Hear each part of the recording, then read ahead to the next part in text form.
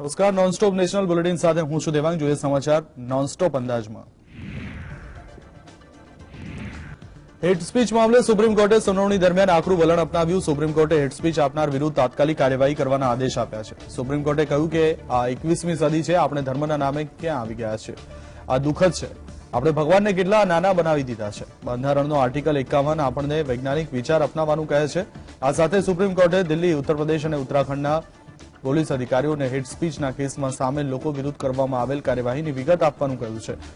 Supreme કોર્ટના justice કે.એમ. Joseph અને justice Rishikesh રોયની બેન્ચે હેટ સ્પીચ આપનાર નેતાઓ વિરુદ્ધ કાર્યવાહીની માંગ માટે દાખલ અરજી પર સુનાવણી કરી. સુનાવણી દરમિયાન સુપ્રીમ કોર્ટે અધિકારીઓને કહ્યું કે હેટ સ્પીચ આપનારા લોકો વિરુદ્ધ કાર્યવાહી કરવી જોઈએ. સુપ્રીમ કોર્ટે એ પણ કહ્યું કે ભારત ધર્મનિરપેક્ષ દેશ છે અને ધાર્મિક રીતે નિષ્પક્ષ છે. દેશના લોકોની પાસે ભાવના વ્યક્ત કરવાની સંભાવના છે. સુપ્રીમ કોર્ટમાં અરજી દાખલ કરી કેન્દ્ર સરકાર અને રાજ્યોને હેટ ક્રાઇમ અને હેટ સ્પીચના મામલે સ્વતંત્ર અને નિષ્પક્ષ તપાસ કરવાના આદેશ આપવાની માંગ કરવામાં આવી હતી. જેમાં એ પણ માંગ કરવામાં આવી હતી કે હેટ ક્રાઇમ અને હેટ સ્પીચની ઘટનાઓને ઓછી કરવા માટે યુએપીએ અને અન્ય કડક કાયદા અને જોગવાઈ હોવી જોઈએ. કોંગ્રેસના વરિષ્ઠ નેતા શિવરાજ પાટીલે પોતાના વિવાદાસ્પદ નિવેદનથી લોકોને ચોંકાવી દીધા હતા. પૂર્વ ગૃહમંત્રી શિવરાજ પાટીલે દિલ્હીમાં એક પુસ્તકના લોકાર્પણ પ્રસંગે વિવાદ થાય તેવું નિવેદન આપ્યું છે. તેમણે કહ્યું કે એવું કહેવાય છે કે ઇસ્લામ ધર્મમાં જેહાદ પર ઘણી ચર્ચા થઈ હતી. જેહાદનો ખ્યાલ માત્ર ઇસ્લામમાં જ નથી, પરંતુ ભગવદ્ ગીતા અને ખ્રિસ્તી ધર્મમાં પણ છે. તેમના આ નિવેદનને લઈને ભારે વિવાદ થયો. ત્યારે હવે શિવરાજ પાટીલે ભગવાન કૃષ્ણ પરના વિવાદાસ્પદ નિવેદન પર સ્પષ્ટતા કરી છે. પાટીલે કહ્યું કે જેહાદ સત્ય બોલનારાને મારવા માટે કરવામાં આવે છે. જો તમે મહાત્મા ગાંધીને મારી નાખો તો તે પણ જેહાદ છે.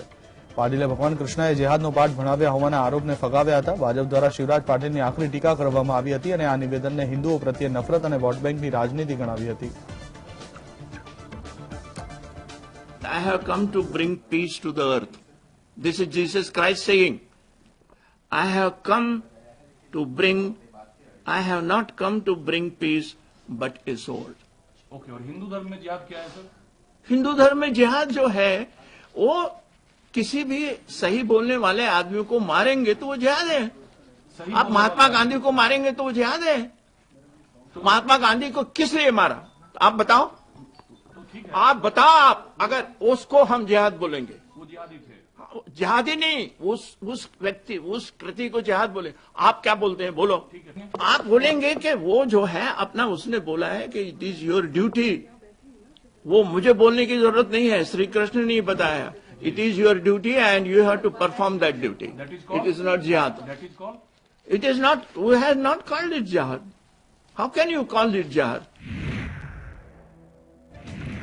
ચૂંટણી વ્યૂહરચનાકાર પ્રશાંત કિશોર કે જેમણે બિહારના મુખ્યપ્રધાન નીતિશ કુમાર સાથે એક સમય કામ કર્યું હતું, તેમણે તાજેતરમાં દાવો કર્યો કે બિહારના મુખ્યપ્રધાને ભારતીય જનતા પાર્ટી સાથે સંબંધો તોડવા છતાં કેન્દ્રમાં શાસક પક્ષ સાથે સંપર્ક જાળવી રાખ્યો છે.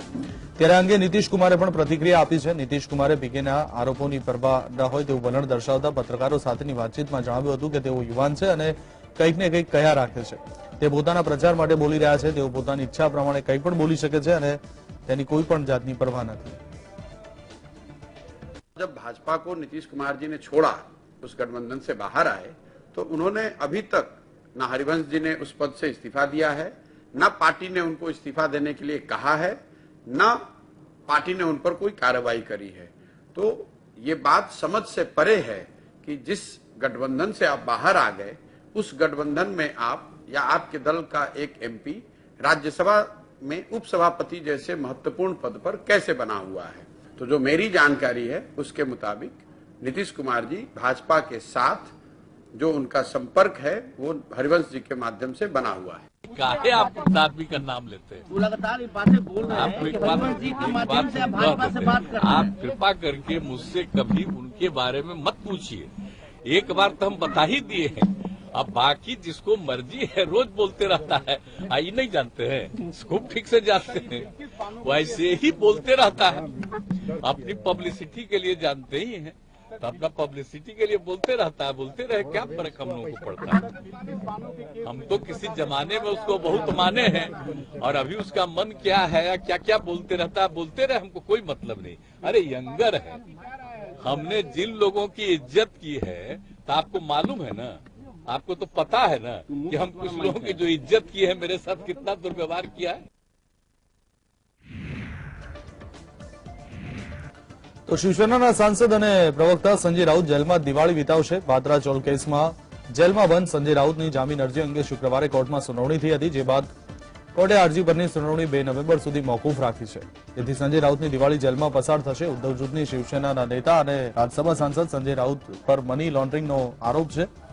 પાત્રા ચાલ સંબંધિત આ કેસમાં આ વર્ષે જુલાઈમાં તેમની ધરપકડ કરવામાં આવી હતી. તેમણે ગયા મહિને પીએમએલએ કોર્ટમાંથી જામીન માંગ્યા હતા. અરજીનો વિરોધ એડિશનલ સોલિસિટર જનરલ અનિલ સિંહે કર્યો હતો. તેમણે ટાંક્યું હતું કે તપાસ એજન્સી પાસે 2011ના રેકોર્ડ છે, જે દર્શાવે છે કે સંજય રાઉત પાત્રા ચોલ પ્રોજેક્ટમાં સામેલ હતા. ईडी का आर्गुमेंट हुआ है और ईडी ने 2 तारीख दिया है. ईडी का कहना है कि हमको भी रिटर्न आर्गुमेंट देना है, तो जज साहब ने उनको 2 तारीख दिया है. 2 तारीख को क्लोज फॉर ऑर्डर होना चाहिए और 2 तारीख के बाद जो भी डेट होगा उसमें जो भी ऑर्डर होगा वो न्यायालय देख लेगा. કેન્દ્રીય ગૃહપ્રધાન અમિત શાહે કહ્યું કે મોદી સરકારના છેલ્લા 8 વર્ષમાં પૂર્વોત્તર અને જમ્મુ કાશ્મીર તેમજ નક્સલી હિંસાથી પ્રભાવિત રાજ્યોમાં સુરક્ષાની સ્થિતિમાં સુધારો થયો છે. રાષ્ટ્રીય પોલીસ સ્મૃતિ દિવસ નિમિત્તે નવી દિલ્હીના ચાણક્યપુરી વિસ્તારમાં નેશનલ પોલીસ મેમોરિયલ ખાતે વરિષ્ઠ પોલીસ અધિકારીઓ અને અર્ધલશ્કરી દળોના કમાન્ડરોને સંબોધિત કરતી વખતે અમિત શાહે આ વાત કહી. કેન્દ્રીય ગૃહમંત્રીએ કહ્યું કે અમે સશસ્ત્ર દળો પાસેથી વિશેષ અધિકારો લઈને પૂર્વોત્તરના યુવાનોને વિશેષ અધિકારો આપ્યા છે. આના પરિણામે આ વિસ્તારોમાં હિંસા 70% સુધી ઘટી ગઈ છે. અમિત શાહે કહ્યું, જમ્મુ કાશ્મીરમાં સ્થિતિ એવી છે કે જેઓ પહેલા સુરક્ષાકર્મીઓ પર પથ્થરમારો કરતા હતા તે હવે પંચ અને સરપંચ બની ગયા છે. ડાબેરી ઉગ્રવાદ પ્રભાવિત રાજ્યોની એકલવ્ય શાળાઓમાં રાષ્ટ્રગીત ગાવામાં આવે છે.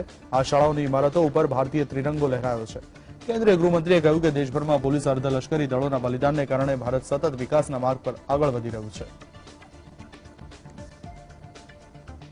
देश की आंतरिक सुरक्षा में बहुत सकारात्मक बदलाव आया है. पहले एक और उत्तर पूर्व जम्मू कश्मीर और वामपंथी उग्रवाद क्षेत्र में आए दिन कई बड़ी घटनाओं के समाचार आते थे, मगर ये 8 साल में उत्तर पूर्व में कभी आर्म फोर्सेस को स्पेशल पावर दिया जाता था, वहां आज युवाओं को अपने उज्जवल भविष्य के लिए स्पेशल पावर दिया जाता है. उत्तर पूर्व में घटनाओं में 70% से ज्यादा कमी एक खुशहाल उत्तर पूर्व की द्योतक है. जम्मू कश्मीर में भी कभी युवाओं के द्वारा पत्थरबाजी हुआ करती थी, आज वही युवा पंच सरपंच बनकर लोकतांत्रिक तरीके से जम्मू कश्मीर के विकास में लगे. પીપલ્સ ડેમોક્રેટિક પાર્ટીના પ્રમુખ મહેબૂબા મુફ્તીને ઉચ્ચ સુરક્ષાવાળા વિસ્તારમાં તેમનો સરકારી બંગલો ખાલી કરવા માટે નોટિસ આપવામાં આવી છે. જમ્મુ અને કાશ્મીરના પૂર્વ મુખ્યમંત્રીએ કહ્યું કે ફેરવ્યુમાંથી બહાર કાઢવાની નોટિસ મને થોડા દિવસો પહેલા આપવામાં આવી હતી. આશ્ચર્યજનક નથી અને અપેક્ષા મુજબ છે. મુફ્તીએ કહ્યું કે નોટિસમાં ઉલ્લેખ કરવામાં આવ્યો છે કે બંગલો જમ્મુ કાશ્મીરના મુખ્યમંત્રી માટે છે, પરંતુ એવું નથી. આ જગ્યા મારા પિતા મુફ્તી મોહમ્મદ સઈદને ડિસેમ્બર 2005માં ફાળવવામાં આવી હતી, જ્યારે તેમણે મુખ્યમંત્રી પદ છોડ્યું હતું. આથી વહીવટીતંત્ર દ્વારા આપવામાં આવેલ આધારો યોગ્ય નથી. જ્યારે તેમને પૂછવામાં આવ્યું કે શું તે નોટિસને કાયદાની અદાલતમાં પડકારશે, તો પીડીપી વડાએ કહ્યું કે તે તેમની કાનૂની ટીમની સલાહ લેશે. તેમણે કહ્યું, મારી પાસે એવી જગ્યા નથી જ્યાં હું રહી શકું, તેથી નિર્ણય લેતા પહેલા મારે કાનૂની ટીમની સલાહ લેવી પડશે. યુપીમાં માન્યતા વિનાની મદ્રેસાઓના સર્વેનું કામ પૂર્ણ થઈ ગયું છે. 1 મહિના અને 5 દિવસ સુધી કરવામાં આવેલ સર્વેમાં રાજ્યમાં લગભગ 7,500 મદ્રેસાઓ મળી આવી છે, જેને માન્યતા નથી. મુરાદાબાદમાં સૌથી વધુ 585 અમાન્ય મદ્રેસા છે. બસ્તીમાં 350 અને મુઝફ્ફરનગરમાં 240 છે. રાજધાની લખનઉ કરતા 5 ગણા મદ્રેસા મુરાદાબાદમાં અને 3 ગણા મદ્રેસા બસ્તી જિલ્લામાં આવેલા છે. આ સિવાય પ્રયાગરાજ મઉમાં 90, આઝમગઢમાં 95 અને કાનપુરમાં 85 મદ્રેસા રજીસ્ટર વગરના મળી આવ્યા છે. યુપી મદ્રેસા બોર્ડના અધ્યક્ષ ઇફ્તિખાર અહેમદ જાવેદે જણાવ્યું કે સર્વે રિપોર્ટ ટીમના તપાસ સભ્યોને જિલ્લાના ડીએમને સોંપવામાં આવશે. ડીએમ એક રિપોર્ટ તૈયાર કરશે અને 15 નવેમ્બર સુધીમાં સરકારને મોકલશે. આ પછી આ મદ્રેસાઓ અંગે સરકાર દ્વારા નિર્ણય લેવામાં આવશે. तो ये सर्वे गैर मान्यता प्राप्त मदरसों का ही था. इसमें हमारी जनपद में 238 गैर मान्यता प्राप्त मदरसे पाए गए हैं. ये 11 बिंदु थे जो शासन से ही हमें दिए गए थे. इसमें मदरसों का नाम, वहाँ कितने छात्र पढ़ रहे हैं, कितने शिक्षक पढ़ा रहे हैं, उनका क्या आय का स्रोत है, वहाँ पर क्या क्या सुविधाएं उपलब्ध हैं, इन सब बिंदुओं पे हमने ध्यान दिया. तो जांच में क्या पाया गया? जांच में यही पाया गया कि ज़्यादातर मदरसों में फर्नीचर कम है, कुछ अपंजीकृत भी थे मदरसे, और बाकी हमारी रिपोर्ट हम शासन को समय के अनुसार सबमिट कर देंगे। ભારતે શુક્રવારે પરમાણુ સક્ષમ બેલિસ્ટિક મિસાઇલ અગ્નિ પ્રાઇમ મિસાઇલનું સફળ પરીક્ષણ કર્યું હતું। 2000 કિલોમીટર સુધીની રેન્જ ધરાવતી આ નેક્સ્ટ જનરેશન મિસાઇલનું ઓડિશાના બાલાસોરમાં પરીક્ષણ કરવામાં આવ્યું હતું। સંરક્ષણ મંત્રાલયના જણાવ્યા અનુસાર અગ્નિ પ્રાઇમ મિસાઇલે પરીક્ષણ દરમિયાન અત્યંત ચોકસાઈ સાથે પોતાનું મિશન પૂરું કર્યું। આ દરમિયાન telemetry, radar, electro optical station અને પૂર્વ કિનારે તૈનાત યુદ્ધ જહાજોએ મિસાઇલ પર નજર રાખી હતી। આ પરીક્ષણ સાથે અગ્નિ બીમાં તમામ આધુનિક ટેકનોલોજીને એકીકૃત કરવામાં આવી છે। પ્રાઇમ મિસાઇલ અગ્નિ શ્રેણીની સૌથી અદ્યતન મિસાઇલમાંથી એક છે। ભારત દેશ પોતાની સૈન્ય ક્ષમતા અને સંરક્ષણ સામગ્રીના ઉત્પાદનમાં સતત વધારો કરી રહ્યું છે। હવે ભારતીય વાયુસેના તેના કાફલામાં સુખોઈ 30 MKI ફાઇટર જેટની સંખ્યા વધારવાની યોજના ધરાવે છે, જે હવાથી પ્રક્ષેપિત બ્રહ્મોસ મિસાઇલને લઈ જવા માટે સક્ષમ છે। આ સાથે જ બ્રહ્મોસ મિસાઇલની રેન્જ 500 કિલોમીટર સુધીની છે, જેને વધારી 1500 કિલોમીટર સુધી કરવામાં આવશે। ઓગસ્ટ 2020માં IAFએ તમિલનાડુના તંજાવુર ખાતે સુખોઈ 30 MKIની 222 ટાઇગર શાર્ક સ્ક્વોડ્રનને શરૂ કરી, જેમાં 18 ફાઇટર એરક્રાફ્ટ સામેલ છે, જેમાં 6 બ્રહ્મોસથી સજ્જ છે। બ્રહ્મોસથી સજ્જ સુખોઈ 30 MKI તેને ગ્રેટર નિકોબાર દ્વીપ પર તૈનાત કરવામાં આવે તો દક્ષિણ હિન્દ મહાસાગરના વિશાળ વિસ્તારોમાં સ્થિત દુશ્મનની જગ્યાઓ પર હુમલો કરી શકે છે। પાકિસ્તાન અને ચીન સાથેની ભારતની પશ્ચિમી અને પૂર્વીય સરહદો પર તૈનાત સુખોઈ વિમાન આ દેશોની અંદર અને ભારતીય હવાઈ ક્ષેત્રની અંદર પણ સ્ટેન્ડ ઓફ રેન્જમાંથી લક્ષ્યોને હિટ